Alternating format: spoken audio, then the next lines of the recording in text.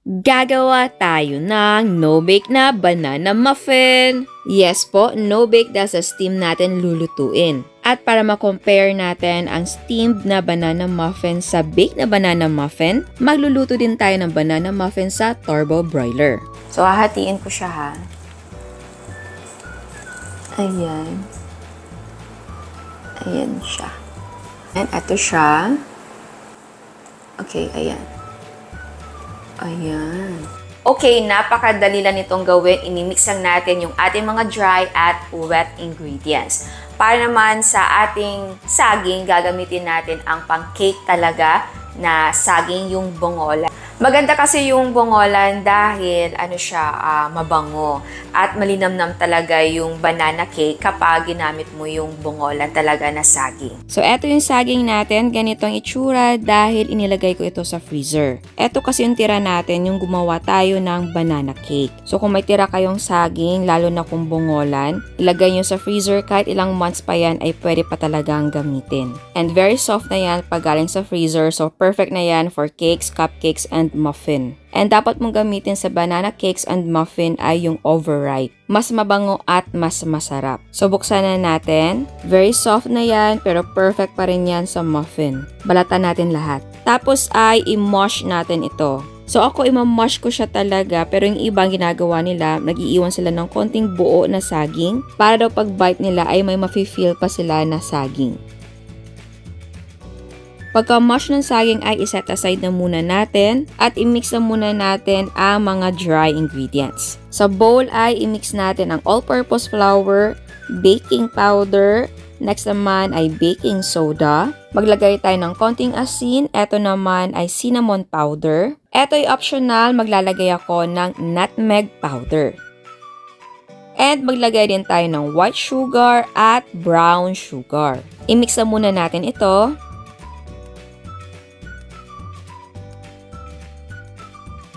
Tapos next nito ay i-mix natin ang wet ingredients. So ngayon, i-mix natin ang ating wet ingredients. So ito yung ating mush na banana.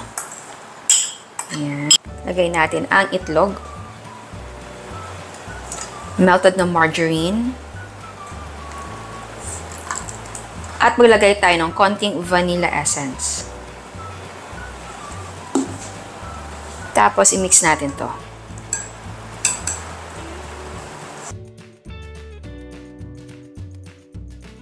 Ayan, nahalo na natin. So, ngayon ay i-combine natin ang wet at dry ingredients. Ayan, ilagay natin yan dyan. Ayan, so i-mix na natin to. So, i-mix natin to. Huwag kayong mag-overmix ha.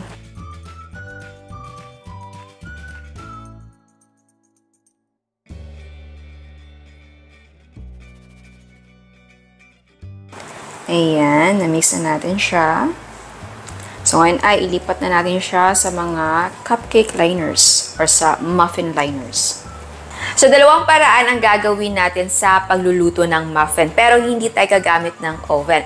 Pero yes, yung muffin po natin or yung banana muffin natin ay pwedeng lutuin sa oven talaga. Pero dahil wala tayong oven, gagamit tayo ng steamer at meron tayong turbo broiler. Doon natin lulutuin ang isa pang batch. Gagawa ako ng second batch para naman lutuin natin sa turbo broiler para ma-compare natin kung ano yung texture o itsura kapag steam ang gagamitin at yung turbo broiler. Kasi yung turbo broiler, para din siyang sort of oven na din siya.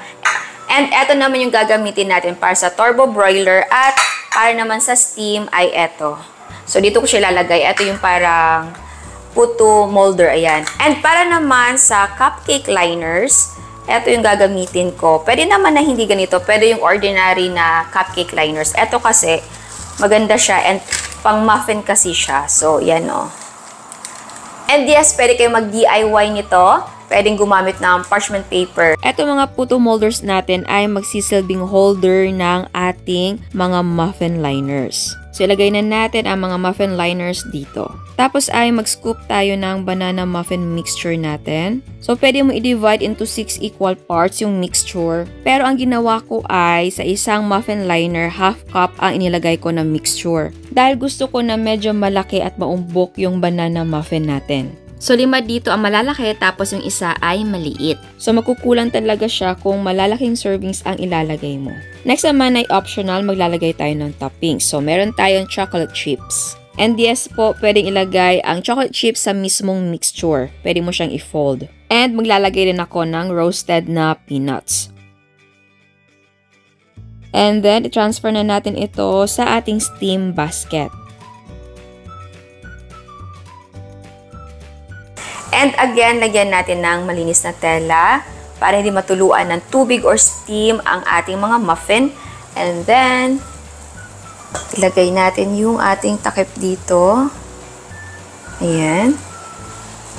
Okay. Isalang na natin. At lutuin natin ito for 25 to 30 minutes over medium heat. And ayan, i-check na natin, gumamit tayo ng barbecue stick or pwedeng gumamit ng toothpick.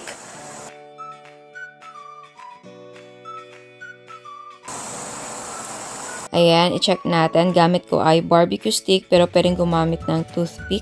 And kapag hindi na basa, luto na ang muffins. Pero kung basa pa, extend the cooking time. Tapos ay hanguin natin ito at palamigin. At nagmix pa ako ng isa para sa turbo broiler. And then lagyan natin ng muffin liners ang ating muffin pans. And then lagyan na din ng banana muffin mixture.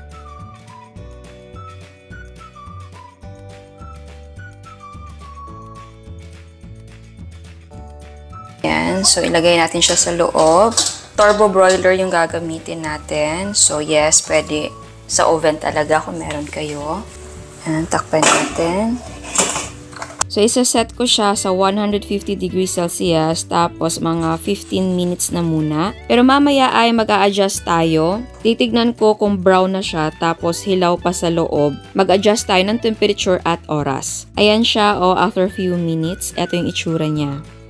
Ginawa kong 100 yung temperature dahil nag-brown yung muffin. So, tingnan natin kung luto na.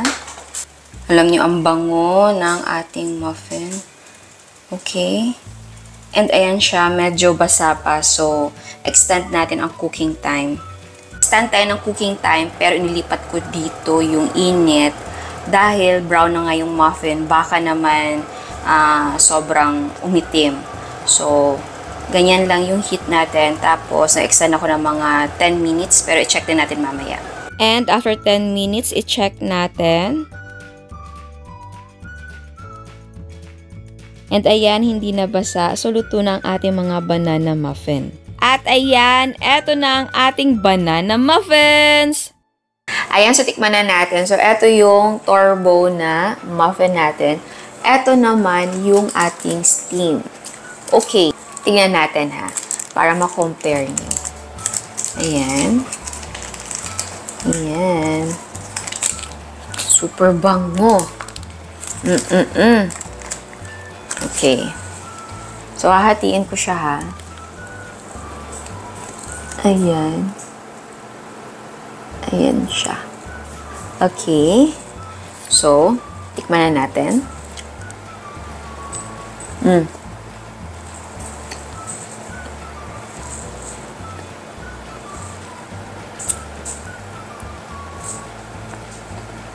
Ang lambot at napaka malasa talaga.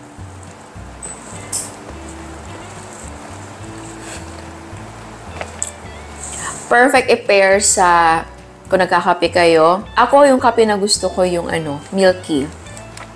Tapos, pwede sa tea.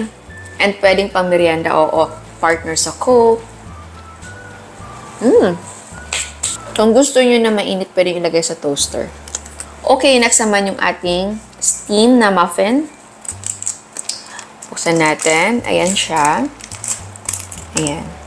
So, hindi siya brown, diba? Compare mo dito, And parang, mas umano siya, parang bumuka. Ayan. Parang siya nag-bloom. Mas malaki kasi siya tignan. Okay. So, ayan. Eto siya. Okay, ayan. Ayan.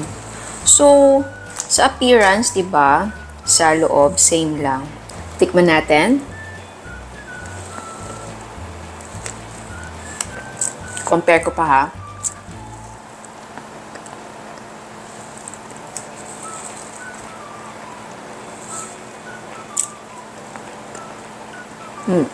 Same na malambot yung dalawa ha, pero parang kung sa lambot lang, malambot talaga lahat ng muffin natin.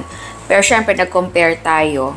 Mas malambot si steam, pero hindi naman masyadong malayo yung texture or yung lambot ng banana muffin natin na inuluto sa turbo broiler. So, yes, sa dalawa, pwedeng isa dyan ang gawin nyo. Walang problema. Yun lang, kung gusto yung outer layer ng muffin ay brown, tapos na gusto mo na medyo yung burnt yung texture, go for bake na muffin. Pero kung okay lang sa'yo, wala yung burnt factor, go ka sa steam. And yes, pwede mo siyang lagyan ng peanut butter kung gusto nyo mas i-elevate or gawing super special yung banana muffin. So ayan, sana nagustuhan nyo ang recipe natin ngayon. Ciao! At sa mga hindi pa nakasubscribe, please subscribe sa ating YouTube channel and please click the notification bell and please click all para ma-notify kayo sa lahat ng uploads. And please don't forget to like our Facebook page and follow us on Instagram. Thank you!